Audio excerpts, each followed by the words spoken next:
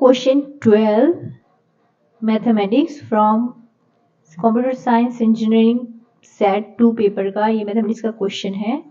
तो इसमें P and Q question ये दे रखे हैं, स्टेटमेंट्स दे रखे हैं। तो पी है, P fail grade can be given. Q है स्टूडेंट्स स्कोर्स मोर देन 50%। तो अब ये स्टेटमेंट क्या है, fail grades can not be given when student scores more than 50 marks. तो हमें इसमें से करेक्ट रिप्रेजेंटेशन निकालना है। तो fail grade can not be given, तो ये कैन नॉट आ गया, तो ये तो नेगेशन हो गया पी का। और ये दे रखा है when student scores more than 50 marks, तो क्यू तो क्यू ही है। लेकिन ये क्वेश्चन में ये देखिए, this is the important part, fail students fail grade can not be given when, कब, जब स्टूडेंट्स के मार्क्स 50% से ज्यादा होंगे तो हम उन्हें फेल नहीं दे सकते। तो इस क्वेश्चन का इंप्लीकेशन हो रहा है Q इंप्लाइज नेगेशन P, क्योंकि इसमें व्हेन है, जब बच्चों के मार्क्स 50% से ज्यादा होंगे तो वो फेल कैटेगरी में नहीं आएंगे। तो ये होगा Q इंप्लाइज P। तो ये ऑप्शन ए होगा।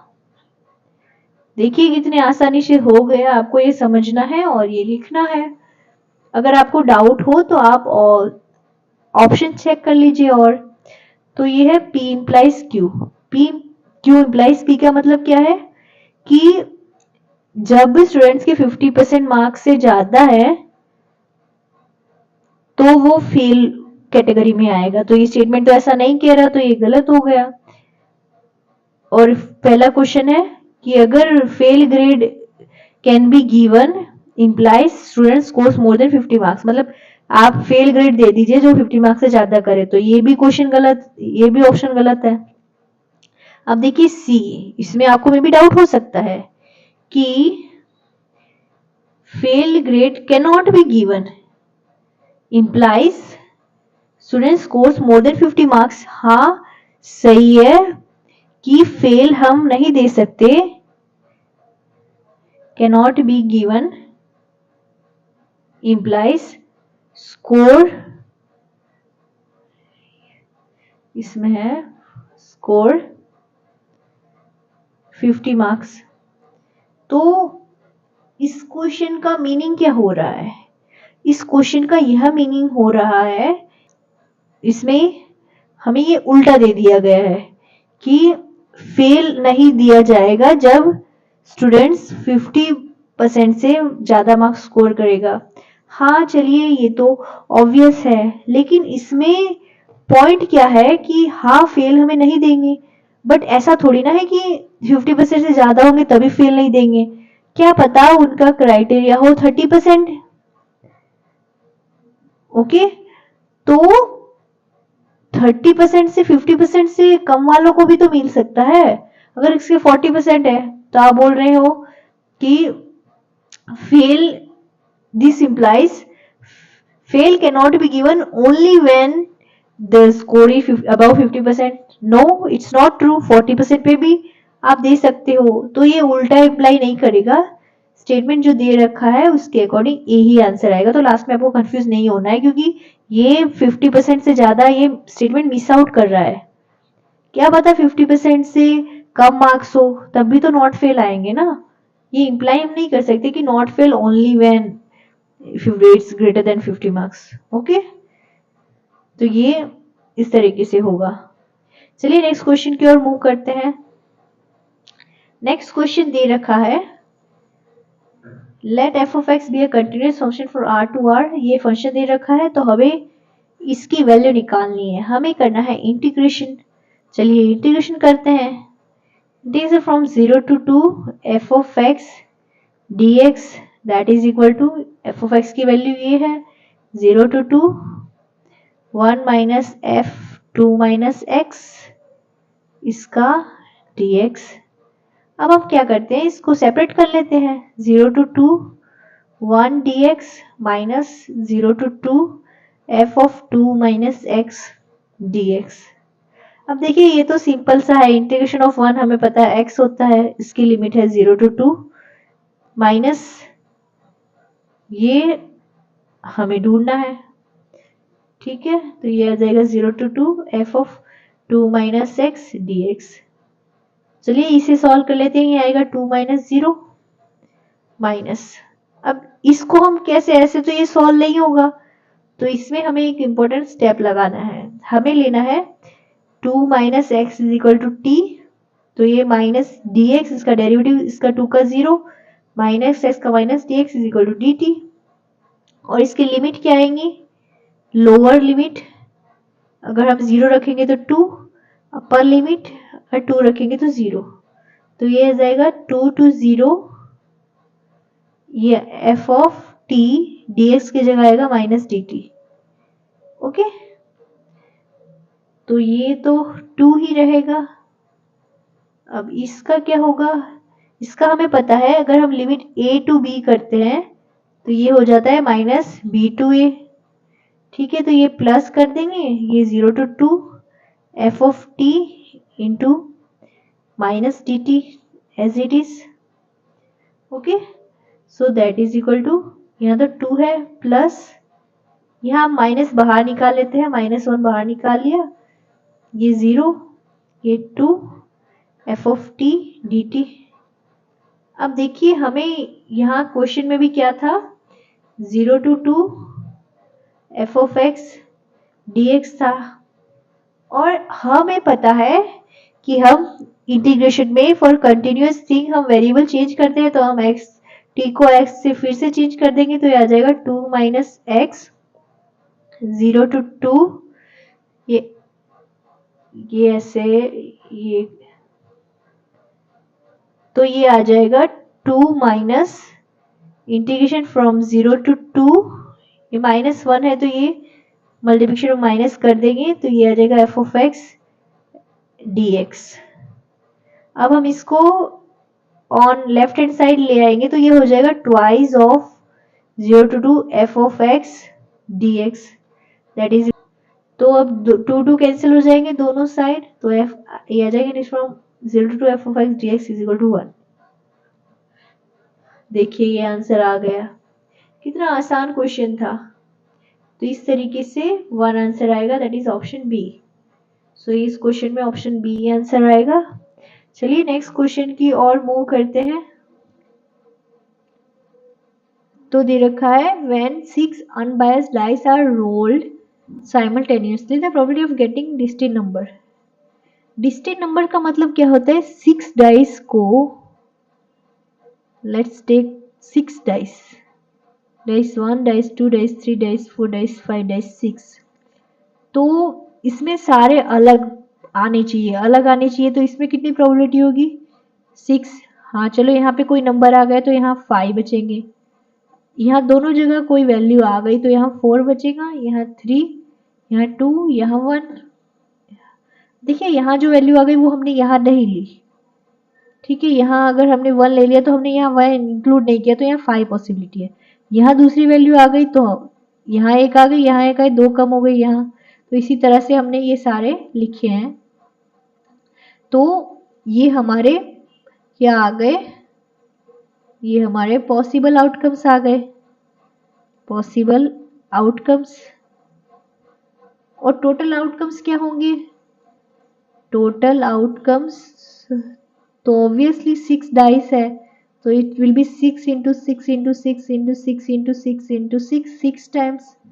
तो probability is equal to favourable outcomes upon total outcomes. ये हमारी फॉर्मूला होती है, पॉसिबल इज फेवरेबल। तो फेवरेबल कितने हैं, 6 into 5 into 4 into 3 into 2 into 1 divide by 6 into 6 into 6 into 6 into 6 into 6। तो बस अब इससे आपको क्या करना है, इसे सिंपली आपको सॉल्व करना है। तो अब क्या करेंगे, इसे सॉल्व कर देंगे, तो 6 6 cancel, 3 into 2 6 is again 6, so that is equal to 20 upon 6 into 6 into 6 into 6, इसे और हम थोड़ा सिंप्लीफिकेशन कर दें तो यहाँ 5, 2 into 3, 2 into 3, that is equal to 5 upon 36 into 3 into 3 36, 3 into 3 9.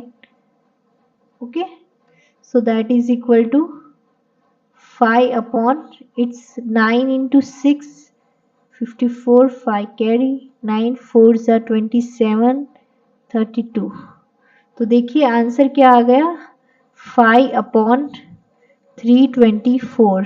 Option B is the correct answer. तो इसमें कुछ नहीं था, आपको बस यही करना था कि फेवरेबल आउटकम निकालने थे, वो ये आए, टोटल आउटकम ये आए, और प्रोबेबिलिटी आप लोग को पता ही है फेवरेबल अपॉन टोटल. तो इस तरीके से क्वेश्चन सॉल्व होगा. आई होप आपको ये समझ में आया होगा. चलिए नेक्स्ट क्वेश्चन की ओर मूव करते हैं. तो ये देखिए, ये है हमारा 47 क्वेश्चन ऑफ गेट मैथमेटिक्स का. तो इसमें दे रखा है n cross s matrix over the set of all real numbers. B is the matrix obtained by swapping two rows. Which of the following statements are is or are true? तो इसमें कोई भी 2 statement या 3 statement या 4 statement भी correct हो सकते हैं. यहाँ ऐसा नहीं है कि एक ही करेक्ट आंसर होगा. ओके, तो ऐसे क्वेश्चन में n हम लेंगे तो ये मे भी डिफिकल्ट हो, तो हम ऐसे क्वेश्चन में बाय एग्जाम्पल हम सॉल्व करते हैं. तो चलिए हम एग्जाम्पल लेते हैं और ऑप्शंस को निगलेक्ट करते हैं. ओके, तो हम पहला एग्जाम्पल 2 क्रॉस 2 ले लेते हैं. हम n को 2 ले लेते हैं. चलो ए मैट्रिक्स मैंने बना लिया, 1 2 3 4. Be with the matrix obtain bye swapping 2 रोज. तो चलिए हम इसमें 2 रो को स्वैप कर देते हैं. तो ये आ जाएगा 3 4 1 2.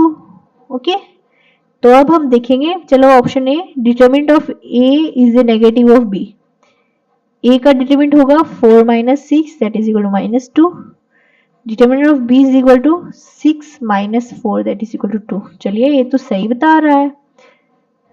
तो चलिए नेक्स्ट क्वेश्चन की ओर मूव करते हैं. तो चलिए पहला तो ऑप्शन आ गया करेक्ट. आपको एक से सेटिस्फेक्शन ना हो तो आप 2-3 एग्जाम्पल लेके ट्राई कर सकते हैं. बट ये तो एक प्रॉपर्टी भी है, हमें पता है कि अगर हम रो को स्वैप करते हैं इन अ मैट्रिक्स तो उसका डिटरमिनेंट नेगेटिव हो जाता है. तो ये ट्रू आएगा. आप रिजल्ट ये नोट कर सकते हो. अब है option B, if A is invertible then B is invertible. It's but obvious, अगर 2 हम रो चेंज करेंगे, कोई भी मैट्रिक्स है, अगर ए एन क्रॉस एन है तो 2 मैट्रिक्स से बस डिटर्मिनेंट क्या होता है, नेगेटिव होता है, और कुछ नहीं होता. इन्वर्टिबल नॉन इन्वर्टिबल तो होगा नहीं, और तो हम ऑपरेशन कर नहीं रहे, जस्ट 2 रो स्वैप कर रहे हैं. तो ये भी ट्रू आएगा. ओके, अब है option C, if A is symmetric then B is also symmetric. चलिए एक ऑप्शन से हम देख लेते हैं. अगर ए हम सिमेट्रिक ले ले, चलिए मैंने ले लिया a is equal to 1 0 0 2. Symmetric क्या होता है, डायगोनल हम बनाए तो इस साइड और इस साइड सेम होना चाहिए. तो इस साइड 0 है, इस साइड भी 0 है. चलिए तो ये हो गया हमारा सिमेट्रिक. अब हम लेते हैं b. b क्या है, इसके रो स्वैप कर देंगे तो r2 आ जाएगा r1 की जगह, r1 की जगह r2. अब देखिए इसमें, देखिए डायगोनल के अलोंग यहाँ है 2, यहाँ है 1, दिस आर नॉट सिमेट्रिक. तो एक हमें कॉन्ट्रडिक्शन के लिए एक केस चाहिए, तो ये तो गलत प्रूव हो गया. अब देखिए, if trace of a is 0 then trace of b is also 0. अभी इसमें यही वाला एग्जाम्पल देख लीजिए. यहाँ अगर ट्रेस क्या है, 0 है, यहाँ क्या है, ट्रेस 2 है, 2 + 1 3 है. ट्रेस मतलब सम ऑफ डायगोनल एलिमेंट्स. तो यहाँ पे 0 है, यहाँ पे 2 है. तो अगर हम a को ये ले ले 0 2 1 0 और b क्या आएगा 1 0 0 2. तो यहाँ देखिए ट्रेस ऑफ a 0 है, but that does not implies trace of b is equal to 0. देख लिया आपने, यहाँ ट्रेस 3 है, यहाँ 0 है, तो ये भी गलत होगा। तो यहाँ 2 आंसर आएंगे, A and B. Okay, I hope आपको ये समझ में आया होगा। चलिए नेक्स्ट क्वेश्चन की ओर मूव करते हैं। चलिए ये तो यहाँ खत्म हो गया। Thank you for watching till the end. अगर आप एंड तक देख रहे हैं तो कॉन्ग्रेचुलेशन, आप बहुत आगे हैं दूसरे बच्चों से, क्योंकि काफी बच्चे एंड तक कंप्लीट ही नहीं कर पाते, वो बीच में ही अटक जाते हैं। So it's very good that, it's really good to hear that you have watched till the end, and don't forget to like, share and subscribe if you are new to my channel. और मैं बोलूँगी always keep smiling, be happy and stay tuned, and if you have any query let me know in the comment section. Thank you and see you in the next video. Bye.